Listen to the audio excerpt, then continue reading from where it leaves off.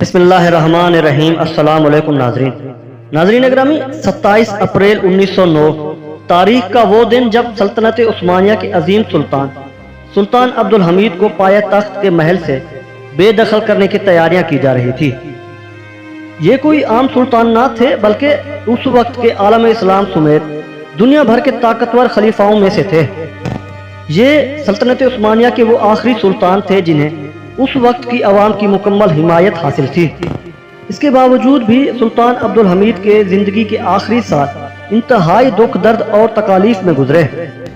ناظرین اکرامی، آپ کو بتاتے چلے کہ سلطان عبدالحمید کو یہودیوں کی سازشوں کی بنا پر معزول کیا گیا تھا۔ اس وجہ سے بھی انہیں ایک ایسے شہر میں قید کیا گیا جہاں یہودیوں کی اکثریت تھی۔ یہ وہ یہودی تھے جن کو اسپین کی ملکہ ایزابیلا نے اسپین فتح کرنے کے بعد تمام مسلمانوں سمیت تمام یہودیوں کو بھی اسپین سے بے دخل کر دیا تھا۔ اس وقت کے عثمانی سلطنت کے سلطان بایزید دوئم نے مسلمانوں کے ساتھ ساتھ یہودیوں کو بھی سلطنت عثمانیہ میں پناہ دے دی تھی۔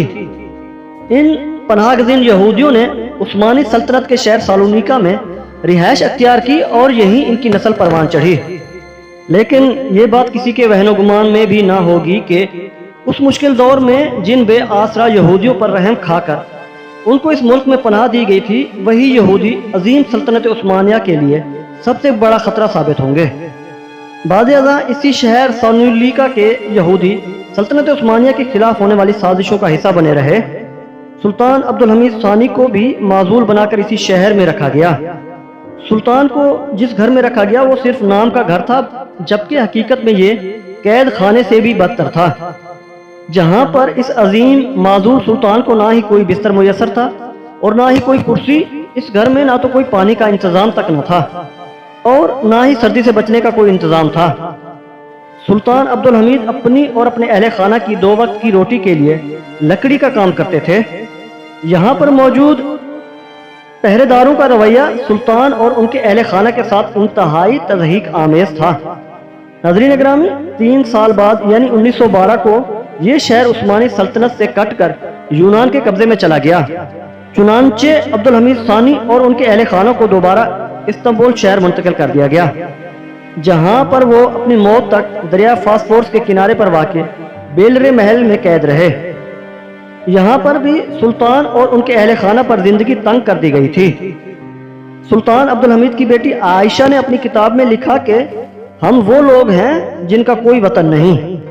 معزول ہونے کے بعد ہمارے خاندان کی تاریخ سوائے المناک اموات کے سوا اور کچھ نہیں۔ سلطان عبدالحمید کی موت کے بعد سلطان عبدالحمید کی بیٹی عائشہ اور اس کی ماں، دونوں ماں بیٹیاں پیرس کے ایک ہوٹل میں برتن دھویا کرتی تھی، جبکہ اس کا بھائی عبدالقادر ایک گمنام موت مر گیا تھا۔ جبکہ دوسرے بھائی کے بارے میں بھی کہا جاتا ہے کہ اس نے غربت، تنگ دستی اور معاشی بدحالی سے تنگ آ کر خودکشی کر لی تھی۔ دوستو، یہ تھے سلطان عبدالحمید ثانی اور ان کے اہل خانہ کے آخری ایام جو انہوں نے گزارے۔ عشق رسول صلی اللہ علیہ وآلہ وسلم سے لبریز مسلمانوں کے وہ خلیفہ جنہوں نے یہودیوں اور اس وقت کے طاقتوروں کے آگے اپنے دین کا سودا نہ کیا۔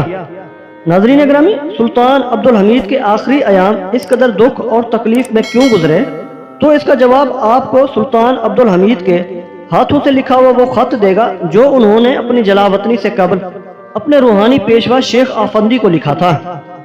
اس خط میں انہوں نے تحریر کیا تھا کہ میں آپ کے سامنے ایک اہم مقدمہ پیش کرنے جا رہا ہوں تاکہ تاریخ کے ذمہ یہ ایک امانت رہے۔ خلافت عثمانیہ سے مجھے ہٹانے کے پیچھے جمعیت اطاعت یعنی نوجوان ترک سرداروں کی طرف سے مجھے مسلسل بلیک میل کرنا تھا کہ میں یہودیوں کے لیے ارض مقدس فلسطین میں ایک علیحدہ ریاست قائم کرنے کی منظوری دوں، لیکن ان دھمکیوں کے باوجود بھی میں نے قطعاً انکار کر دیا۔ آخر میں مجھے ان لوگوں نے 150 ملین انگریزی سونے کے لیروں کی آفر کی۔ میں نے یہ آفر یہ کہہ کر ٹھکرا دی کہ اگر تم مجھے 150 ملین پاؤنڈ کی جگہ اس زمین کے برابر سونا بھی دے دو تب بھی میں تمہاری بات نہیں مانوں گا۔ میں نے امت محمدی صلی اللہ علیہ وآلہ وسلم کی 30 سال سے زائد خدمت کی ہے۔ میں اپنی سلطنت عثمانیہ اور اپنے آباء و اجداد کے روشن ناموں کو سیاہ نہیں کر سکتا۔ اس لیے میں تمہاری اس پیشکش کو ہرگز قبول نہیں کر سکتا۔ دوستو، سلطان عبدالحمید نے یہودیوں کی بات نہ مان کر اپنی اور اپنی اولاد کی زندگیاں تو داؤ پر لگا دی، مگر یہودیوں کے آگے ڈٹے رہے۔ اس وجہ سے آپ کے مخالفین آج تک پوری دنیا میں ذلیل و رسوا ہیں، جبکہ آپ کا نام رہتی دنیا تک اسلام کے ایک غیرت مند مجاہد کے طور پر جگمگاتا رہے گا۔ دوستو، ویڈیو پسند آنے کی صورت میں اسے سبسکرائب اور دوستوں کے ساتھ شیئر کرنا نہ بھولیے گا۔ اللہ تعالی ہم سب کا حامی و ناصر ہو۔